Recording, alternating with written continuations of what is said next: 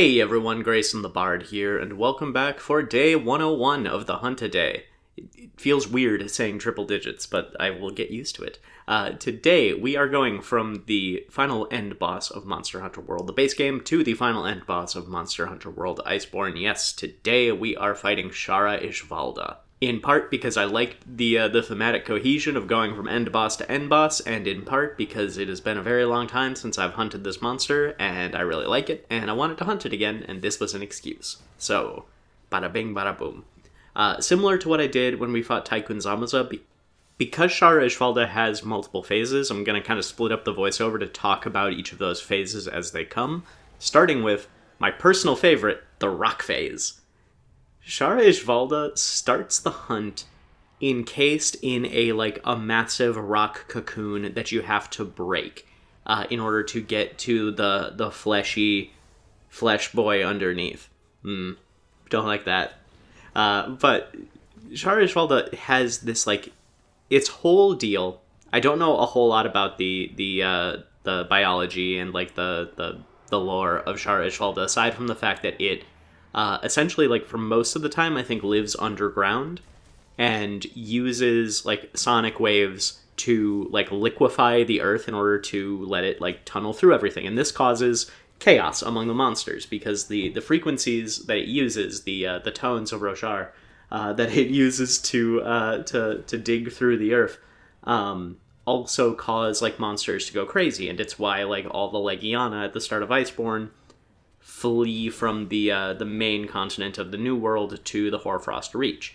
And any monster that utilizes sound is a 10 out of 10 for me, but apparently it also uses this, I guess when it liquefies the rock, that rock will also stick to it and create a shell around Shara Ishvalda that it uses to protect itself.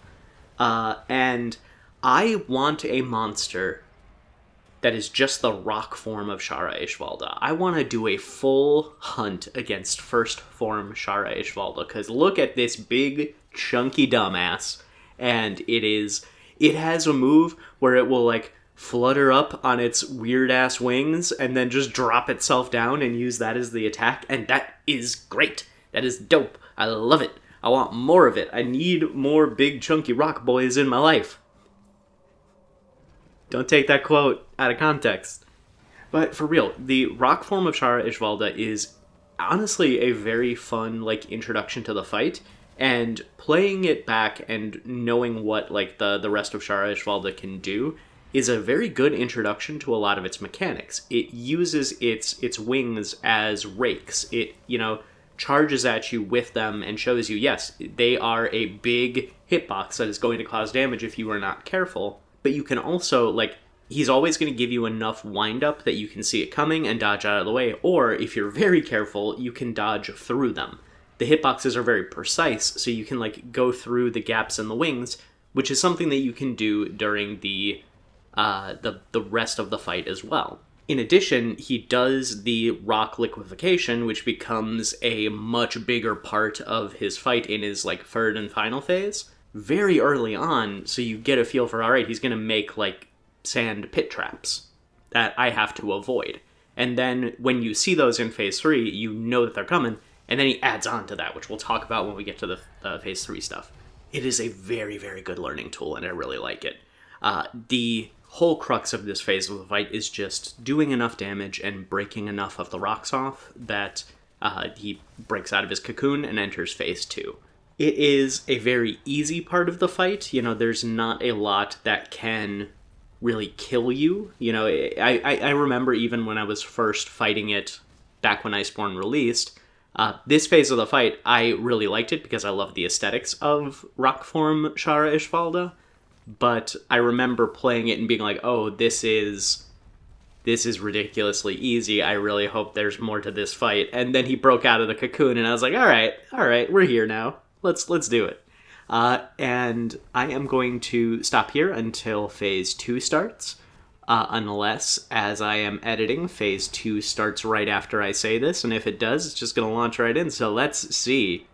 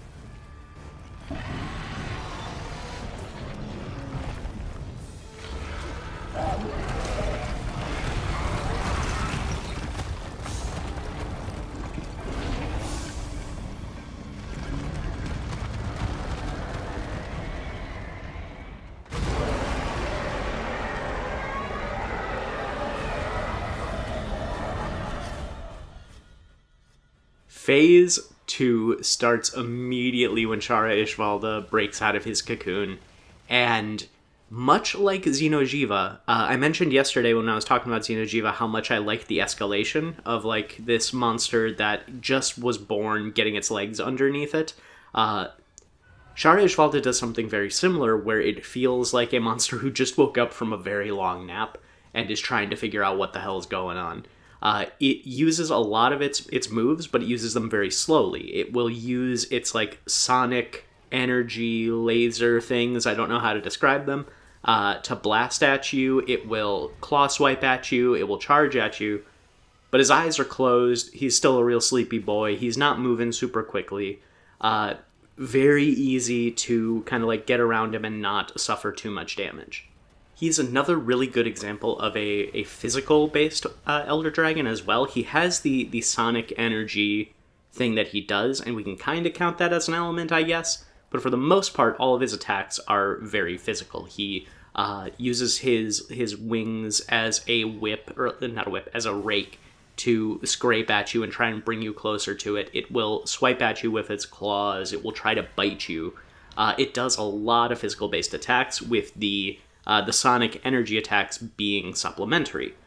One of the biggest things it does, and I honestly at this point can't really remember if it does it in Phase 2 as well or exclusively Phase 3, but when it hits you with a claw swipe, it will go immediately into like a wing blast, the sonic energy, directly where you land. So if you get up right away, you get blasted by the sonic wave. And that is a really cool wombo combo. I love it when monsters do stuff like that. In terms of aesthetics, because now we can talk about like what Shara Ishvalda actually looks like. I think he's fine. He's fleshy, he's unsettling, he's creepy. He hits a very specific vibe of this like unsettling, otherworldly, demonic entity, or like, I guess because it's kind of, when you take a look at like the armor and weapons design, it's very based on like Buddhist or Taoist iconography. So I guess kind of like almost angelic, I guess, in a way. It's this weird looking thing, and I really don't know how else to describe it aside from weird and unsettling.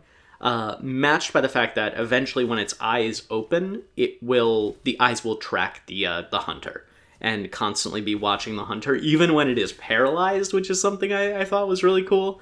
That I didn't realize until I was recording for this hunt, that like even when it is paralyzed, usually the monsters are like looking like up or like away as their like muscles like lock into place. Shara Ishvalda stares right at your hunter, and that is incredibly unsettling and very creepy. It's fun as hell.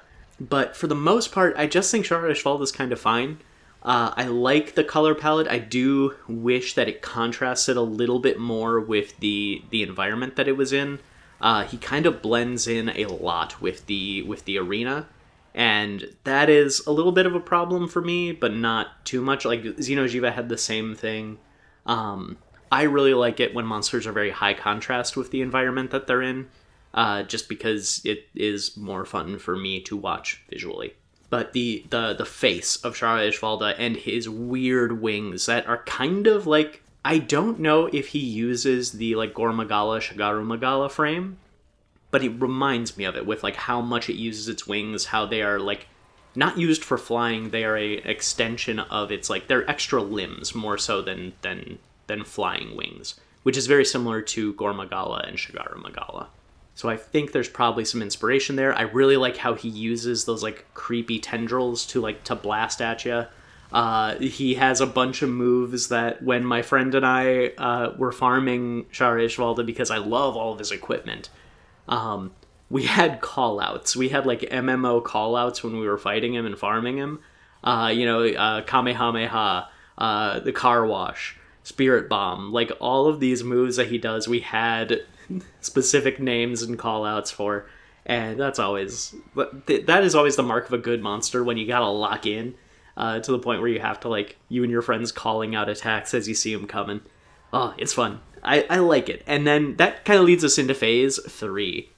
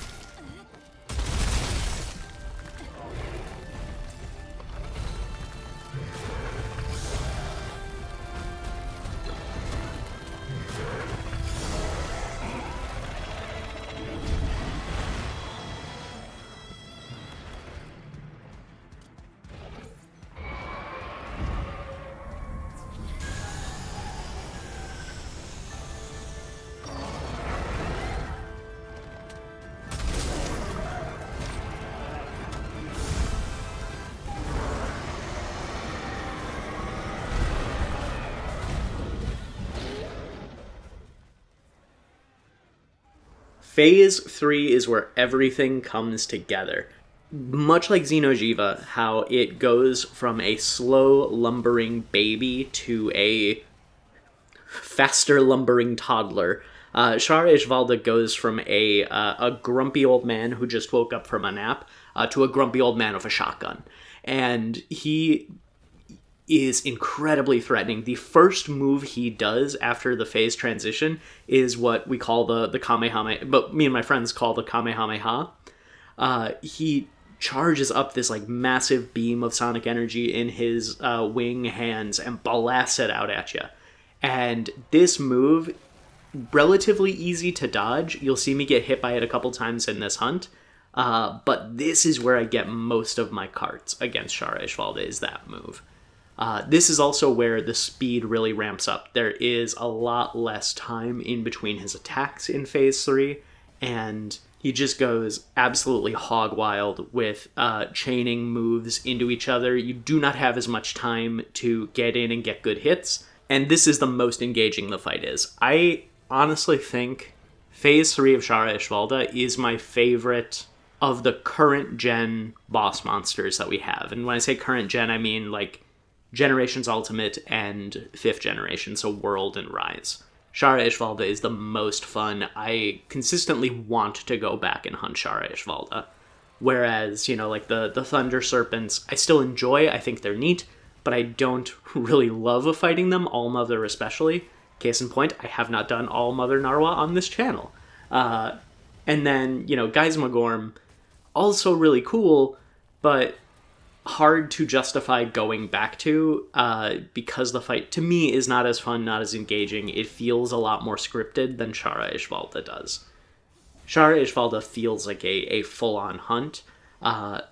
Geismagorm feels like a spectacle, and if I ever do Geismagorm, I'll talk more about that when I do that fight. But yeah, Shara Ishvalda's great. I love it. I think he's dope. Not much else to say there, so I'm going to wrap up the ramble by talking real quick about something that I did last night. So last night, I couldn't sleep For whatever reason, I just could not fall asleep. I could not stay asleep. So at like 3 in the morning, I went to my computer and I planned out the entire rest of the hunt today. I just sat at my computer thinking about monsters and being like, what haven't I hunted? What do I still want to show off? And I realized there were a bunch of monsters that I thought I did for this video that I either didn't or I slipped into a parallel dimension somewhere. But like I didn't realize I had not done 3 out of the 4 Fated 4 from Generations. I have only talked about Gammoth, base Gammoth on the channel. I've talked about Violet Mizutsune, and I've talked about Soulseer Mizutsune, but not base Mizutsune. And Mizutsune is in my top 5 monsters. So I'm going to be going back to that. I'm going to be making sure I talk about Mizutsune, Astalos, Glavenus, those 3 especially. I'm going to try and hit as many of the endgame bosses as I can, so stuff like Nakarkos, Atalka from Generations, Allmother, and Guys Magorm from Rise. And then I also still want to go back to Frontier, fight a couple more monsters in Frontier, but I am enjoying my break from Frontier for the time being. I will go back to it, but I definitely burned myself out there. And then I am still going to be wrapping everything up with World Fatalis. I think I might, because that's a Friday, and I always have Fridays off. I think I'm going to, or no, that's a Thursday, and I can take off that Thursday. But I think I'm going to live stream that, because I know it's going to take me more than one hunt to take Fatalis down. So I might go live on YouTube that morning and just go until I kill Fatalis for that hunt today, for the finale. So I haven't fully decided, but if I do, I will let everybody know. But that's kind of what I'm thinking right now. Because I mentioned during the New Year's thing that I wanted to try and get back to live streaming, and I think that'd be a good way to ease back into it. So, little update on where things are going. I continue to be predominantly spoiler-free on Monster Hunter Wilds. The original intent behind this challenge was to give me something to do as I avoided wild spoilers like the plague, and it has worked. I am so excited to go into that game as blind as I am. So if anyone spoils anything in the comments, I will hunt you down and be very sad. Thank you all so much for watching. Please stick around till the end of the hunt if you can. Like, comment, and subscribe if you want to. Don't if you don't. And until next time, I'll see you next time.